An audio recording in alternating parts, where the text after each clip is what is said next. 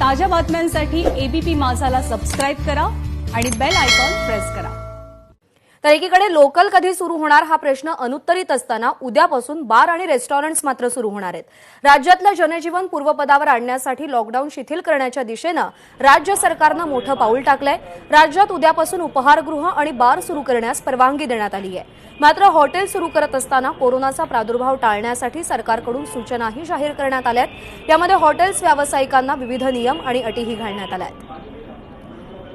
अधिक माहितीसाठी आपल्यासोबत आहेत निलेश बुधावले। निलेश, उद्यापासून बार आणि रेस्टॉरंट सुरू होत आहेत, कोणकोणत्या नियमांचं पालन करावं लागणार आहे ग्राहकांना आणि हॉटेल व्यावसायिकांना सुद्धा?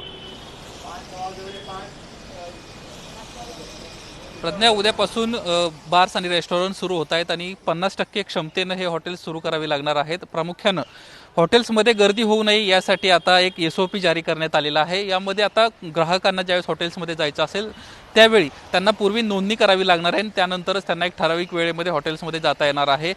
यासोबतच ज्यावेळेस हे कस्टमर्स हॉटेलमध्ये जातील त्यावेळेस त्यांचं पहिल्यांदा तापमान चेक केलं जाईल। जर तापाची लक्षणं असतील तर तत्काळ त्यांना प्रवेश नाकारण्यात येईल आणि त्यांना घरी जाण्याचा सल्ला देण्यात येईल किंवा शेजारी जवळ जे रुग्णालय आहे तिकडे जाण्याचा सल्ला देण्यात येणार आहे। यासोबतच हॉटेल्समध्ये सोशल डिस्टन्स मेंटेन करून टेबल ठेवण्यात येणार आहेत। पूर्वी टेबलवर मेनू कार्ड असायचं, चटणी असेल, लोणचं असेल, असे पदार्थ ठेवलेले असायचे, सॉस ठेवलेला असायचा, परंतु आता हे ठेवता येणार नाहीये। पूर्णपणे निर्जंतुकीकरण केलेलं टेबल ठेवावं लागणार आहे, खुर्च्या ठेवाव्या लागणार आहेत। कस्टमर्सला आतमध्ये येताना हँड ग्लोव्ज घालणं असेल, मास्क घालणं असेल, हे कंपल्सरी करण्यात आलेलं आहे। यासोबतच स्वतःचं सॅनिटायझरची बॉटल देखील ठेवावी लागणार आहे।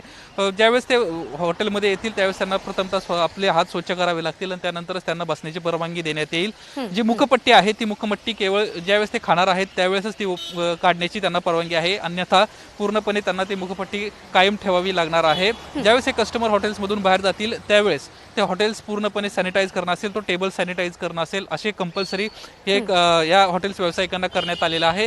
दिवसात कमीत कमी 2 वेळा पूर्णपणे हॉटेलचं निर्जंतुकीकरण करावं लागणार आहे।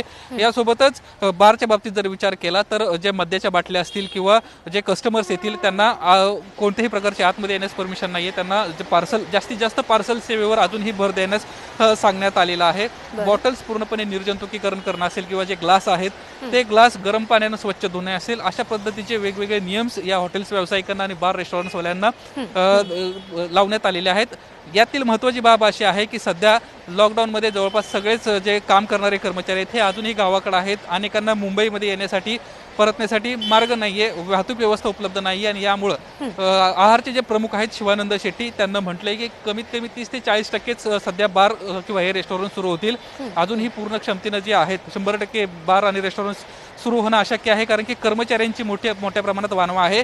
मागच्या 6 महिन्यामध्ये अनेकांना जे भाडं आहे हे भाडं मोठ्या प्रमाणात आलेलं आहे। यासोबतच लाईट्स बिल मोठ्या प्रमाणात आलेली आहेत आणि त्यामुळे कुठेतरी कोरोनाच्या लॉकडाऊनच्या सगळ्या काळामध्ये हॉटेल व्यावसायिकांना सुद्धा मोठ्या समस्यांना सामोरं जावं लागलं होतं, पण आता उद्यापासून बार आणि रेस्टॉरंट सुरू होत आहेत त्यामुळे त्यांना काही प्रमाणात दिलासा आहे।